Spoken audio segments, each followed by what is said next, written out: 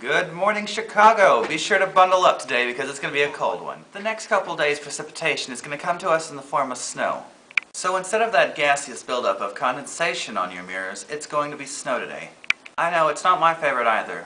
But let's take a moment and discuss what snow is. Snow is amazing. It goes through one of my favorite processes, deposition. That is when the water vapors in the clouds turn into a solid. So let's recap, shall we? That's when this turns into this. I'm going to hand it over to my favorite person in the world, me. Now, I bet you're wondering why we have snow today.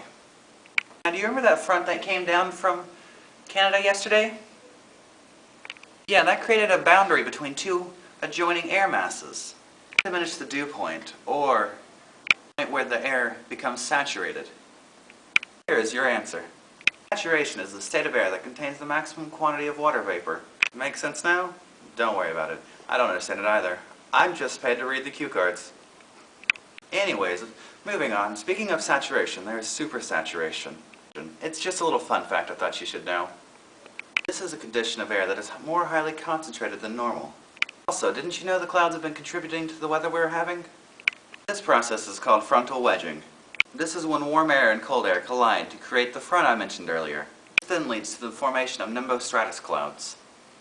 These are our rainmakers. Put that together with our cold weather we've been having lately, and BAM! And we have snow, ladies and gentlemen, and boy is it cold.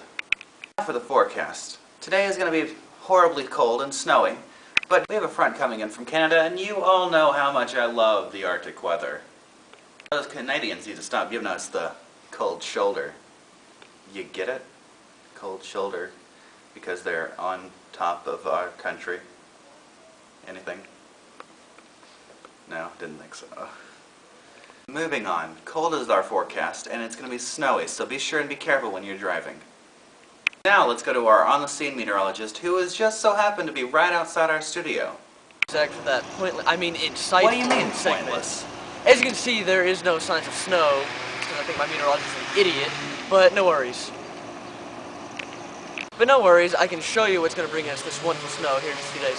But, on another note, I must mention something my partner failed to say. This snow will be the result of a process known as the Bergeron process, which relies on two physical forms. This depends on two physical processes, one of which we've already established, which is supersaturation, which, regrettably, my partner did not mention the second process, supercooling. This makes all the water vapor in the clouds go below the freezing point. Let me show you what we're going to be having in a few days. It's really awesome. You're going to love it. It's huge, I know. This is snow, the six-sided figure of ice. Now, our current weather is sunny with a few clouds. Clouds. The temperature around here is about 35 degrees, so yeah, I'm pretty cold, while my partner's in the building, living it up in the heat. Anyways, clouds you just saw are cirrus clouds, and they're my favorite, by the way, because they're all wispy and whatnot. I don't believe you said that snow is a form of cold cloud precipitation. And that shouldn't be confused with warm cloud precipitation, which produces rain.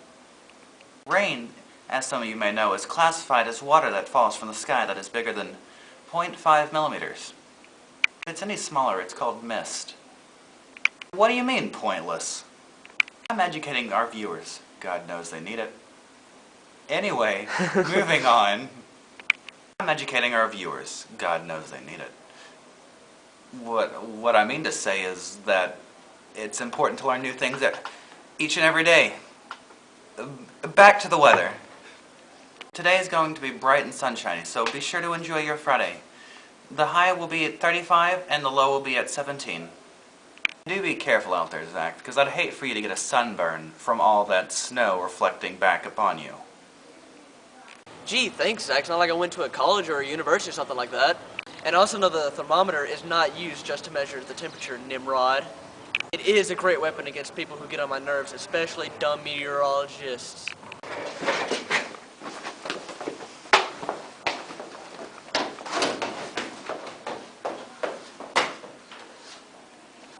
And another, oh god, no. BAM! Oh, you jerk. Thank you. That might be my last time on the air, so as that counts. Good night. Good night, Chicago.